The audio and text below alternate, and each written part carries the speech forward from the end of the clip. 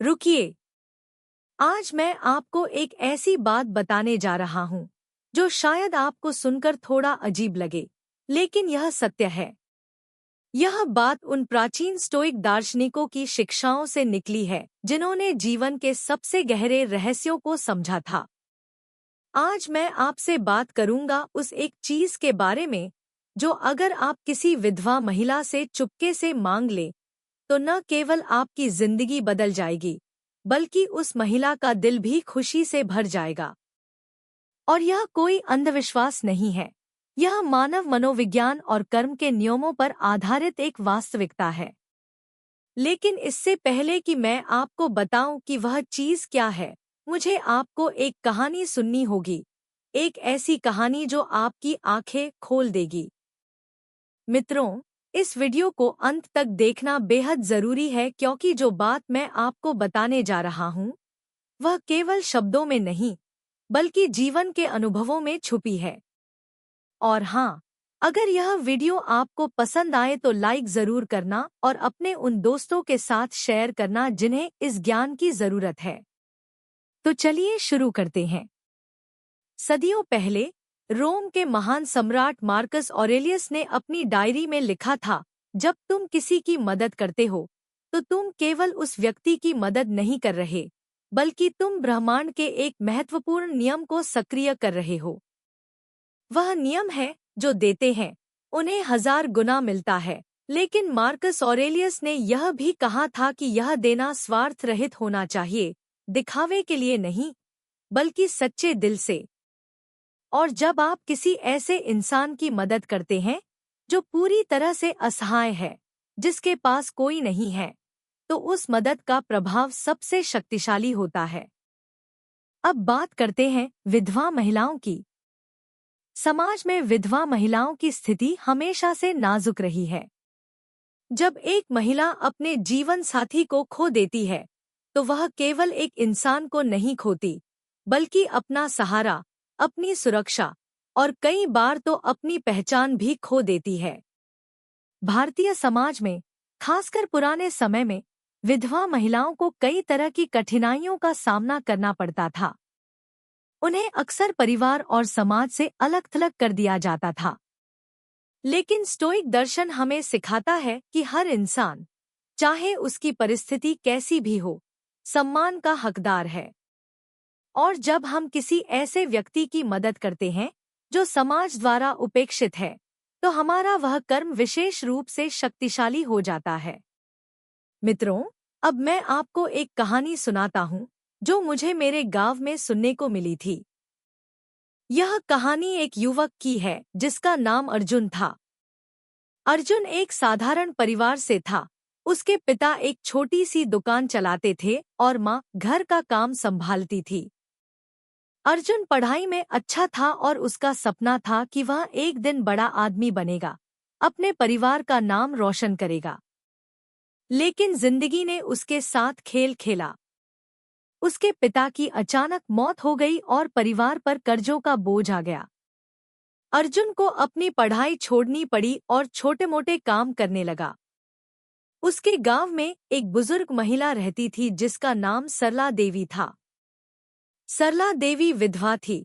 उसके पति की मौत 10 साल पहले हो गई थी। उनका कोई बेटा या बेटी नहीं थी और उसके रिश्तेदारों ने उसे अकेला छोड़ दिया था।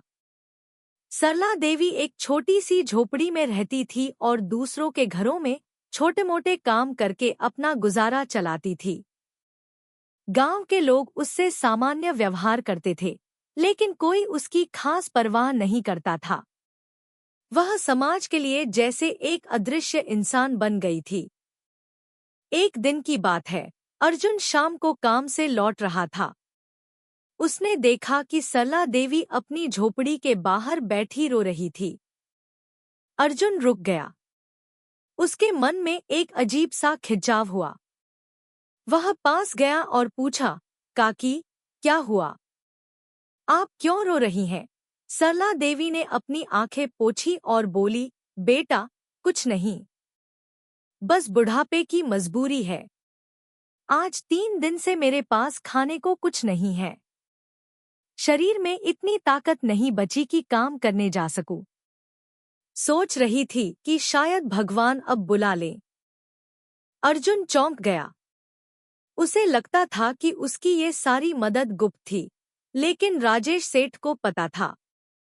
सेठ जी ने आगे कहा, अर्जुन, मैं तुम्हें बता दूं कि मैं सरला देवी के पति का दूर का रिश्तेदार हूं। जब उनके पति की मौत हुई थी, तब मैंने सोचा था कि मैं सरला देवी की देखभाल करूंगा। लेकिन मैं अपनी व्यस्तता में इतना खो गया कि मैं उनसे मिलने भी नहीं गया। फिर एक दिन मैंने सुना कि कोई युवक उनकी मदद कर रहा है। मैं खुद गांव गया और चुपके से देखा कि तुम कैसे उनकी और दूसरी विधवा महिलाओं की मदद कर रहे हो। उस दिन मुझे शर्म आई अपने आप पर, और उसी दिन मैंने तय किया कि मैं तुम्हें एक मौका दूंगा। मित्रों, यह कहानी यहाँ खत्म नहीं होती। यह तो बस शुरुआत थी। अर्जुन ने राजेश सेठ के साथ मिलकर एक नया प्रोजेक्ट शुरू किया, एक ऐसा प्रोजेक्ट जो विधवा महिलाओं और जरूरतमंद लोगों के लिए घर बनाने का था। यह प्रोजेक्ट बहुत सफल हुआ। अर्जुन ने न केवल पैसा कमाया, बल्कि समाज में सम्मान भी पाया। लेकिन सबसे बड़ी बात यह थी कि उसे अंदर की शांति मिली, वह शांति जो पैसों से नहीं खरीदी जा सकती। अब मैं आपको बताता हूँ कि वह एक चीज क्या है जो आपको विधवा महिला से चुपके से मांगनी चाहिए। मित्रों, वह चीज है उनकी दुआ। लेकिन यह दुआ तभी मिलती है जब आप सच्चे दिल से उनकी मदद करते हैं। और यह मदद किसी भी रूप में हो सकती है, थोड़ा सा पैसा, खाना, दवाई, या बस उनसे सम्मान से बात करना। जब आप किसी विधवा महिला की मदद करते हैं, तो आप केवल उस एक व्यक्ति की मदद नहीं कर रहे, बल्कि आप ब्रह्मांड के एक शक्तिशाली नियम को सक्रिय कर रहे हैं। स्टोइक दर्शन में इसे पारस्परिकता का नियम कहा जाता है। जब आप कुछ अच्छा करते हैं, तो वह अच्छाई किसी न किसी रूप में आपके पास वापस आती है। लेकिन यहाँ सबसे महत्वपूर्ण बात यह है कि यह अच्छाई आपको बिना किसी स्वार्थ के करनी चाहिए। अगर आप किसी विधवा महिला की मदद इसलिए कर रहे हैं क्योंकि आपको कुछ वापस चाहिए, तो यह काम नहीं करेगा। यह तभी काम करता है जब आपकी नीयत साफ हो, जब आप सच्चे दिल से मदद कर रहे हों।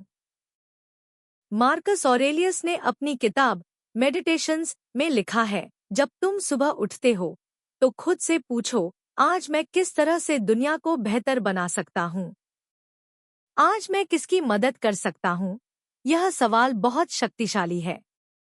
अगर हम रोज इस सवाल का जवाब ढूंढें और उस पर अमल करें, तो हमारी जिंदगी में जादुई बदलाव आ सकता है। अब मैं आपको एक और उदाहरण देता हूँ। मेरे एक दोस्त हैं जिनका नाम विक्रम है। विक्रम एक मध्यम वर्गीय परिवार से था और उसका अपना छोटा सा बिजनेस था। एक दिन उसने अपने पड़ोस में देखा कि एक विधव